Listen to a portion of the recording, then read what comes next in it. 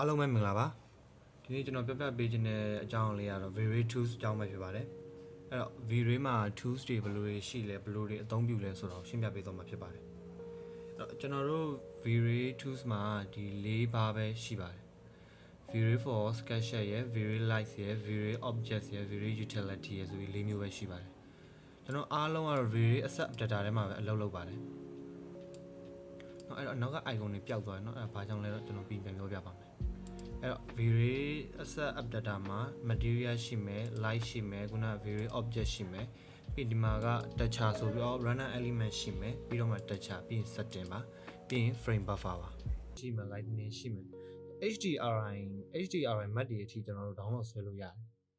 ပြီးရင်ကျွန်တော်တို့ကတော့ဒီမှာ license version မသုံးတာအသုံးတာမဟုတ်လို့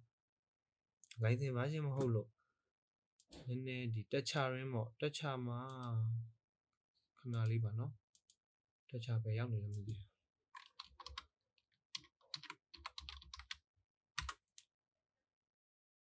ဒီလို texture တွေမှာကျွန်တော် download ဆွဲလို့မရဘူး error ဆိုပြီးပြပြီးဆိုရက်သွားတယ်ကျွန်တော်ဥပမာဆိုတော့ download error ဆိုပြီးရက်သွားတယ်သို့ဆိုကျွန်တော်တို့တွေကဘာတွေကျန်တဲ့ object တွေကတော့ download အကုန်ဆွဲလို့ရတယ်အဲ့ဒီ vray ရဲ့ Cosmos 3တဲ့ video လေးကိုကျွန်တော်ထပ်ပြီးတော့အသေးစိတ်အနေနဲ့တစ်ခုလုပ်ပေးပါဦးမယ်ဘယ်လိုသုံးရမလဲဘယ်လိုသုံးတော့ပို့ပြီး realistic object တွေကဖြစ်လဲဘာတွေဘယ်လို auto shot ရလို့ဒီ setting တွေအားလုံးအသေးစိတ်ပြောပြတဲ့ video လေးတစ်ခုလုပ်ပေးပါဦးမယ်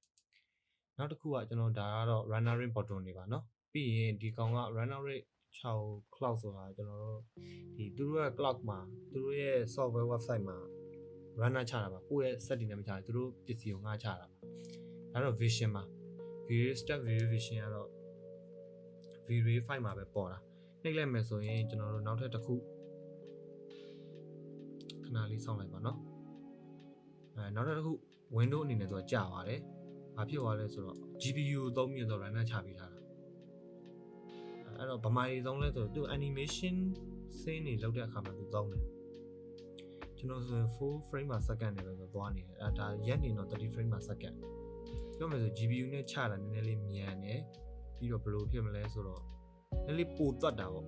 ကိုယ့်ရဲ့ rendering viewport တွေဘာတွေ preview နေနဲ့ပိုကြည့်လို့ရမယ်เนาะအဲ့တော့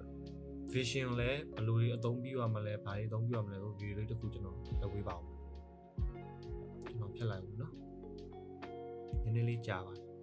ပြီးရင်ဒီကောင်ကလည်း viewport rendering ဆိုတာက viewport rendering နှိပ်လိုက်ဒီခုနလို vray vision လို့ window တစ်ခုအနေနဲ့မကြပဲနဲ့ဒီ viewport ကို runner ချပေးလိုက်တော့ interactive runner ချပေးတာပြီးဒီကောင် frame buffer ပါ frame buffer တော့သိတဲ့အတိုင်းပါဒီမှာသူ့ရဲ့ဘေးနားမှာ vray ရဲ့ setting တွေပါမယ်ပြီးရင်ကျွန်တော်ဒီမှာ vray 4တို့3တို့မှာလောက်သလိုမျိုးexposure ညှိလို့ရမယ် white balance တွေလုပ်လို့ရမယ်နောက်ကသူ့မှာကောင်းတာ light mix ဆိုပြီးတစ်ခုပါလာပါတယ် light mix ဆိုတဲ့သဘောတရားကကျွန်တော်အခု runner ရင်းမှာ light တွေအမျိုးမျိုးထည့်လိုက်တယ် rectangle light ရှိမယ် sphere light ရှိမယ် light ပေါင်းမျိုးစုံကိုထည့်လိုက်တယ်ဒါပေမဲ့တယောက်နဲ့ထည့်လို့ရတယ်တယောက်နဲ့ထည့်လိုက်အဖြူကြီးပဲတယောက်နဲ့ထည့်လိုက် light mix ဆိုတဲ့ runner element ကိုသုံးထားမယ်ဆိုကျွန်တော် final ပြီးတာတော့မှအဲ light အလင်းအောင်ပြန်ပြီးတော့ပြောင်းလို့ရတယ်ကာလာကိုပြန်ပြောင်းလို့ရတယ် intensity တွေလည်းတင်တာတွေ short တာတွေပြန်လုပ်လို့ရတယ်အဲ့ဒါတော့ဒီ vray file မှာပါလာတဲ့ကောင်ပါပြီးတော့ကျွန်တော်တို့ဒါကဘာလဲ special runner ကလည်းဒီမှာ animation တွေဆင်းအတွက်ပါပဲသူကလည်းဆင်းတစ်ခုနှစ်ခုကိုတော့ဒီတိုင်းနဲ့ချမှာကျွန်တော်တို့ဒီမှာဆိုရင် runner button နှိပ်မယ်ဆိုရင်သူချတဲ့ဆင်းကဘယ်လိုလဲဆိုတော့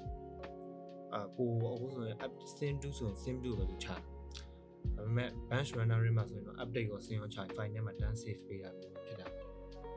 like တွေနဲ့ပတ်သက်တဲ့အကြောင်းလည်းကျွန်တော် video တစ်ခုပြောပြပါမယ်အခုက tools အကြောင်းက overall ပြောပြရတဲ့ဖြစ်တဲ့အတွက်ကြောင့်အသေးစိတ်တော့ပါမှာမဟုတ်ပါဘူးပြီးတော့ explainer တွေဘာတွေလဲ object ထဲမှာပါမယ်ပြီးရင် file view မြက်ခင်းပုံစံတွေလောက်မှာတွေ display map ဖြစ်အောင်လုပ်မဲ့ဟာတွေเนาะဒီဒါတွေအားလုံးကျွန်တော်အသေးစိတ်တစ်ခုချင်းအစီအနေနဲ့ပြန်လည်ပြောပြပေးပါမယ်အဲ့တော့ကျန်တဲ့ video တွေအားလုံးကိုနောက် video မှာပြန်လည်စောင့်ကြည့်ပေးပါအောင်အားလုံးကျေးဇူးတင်ပါတယ်ကျွန်တော်နောက် video တစ်ခုမှာပြန်လည်ဆုံတွေ့ကြပါမယ်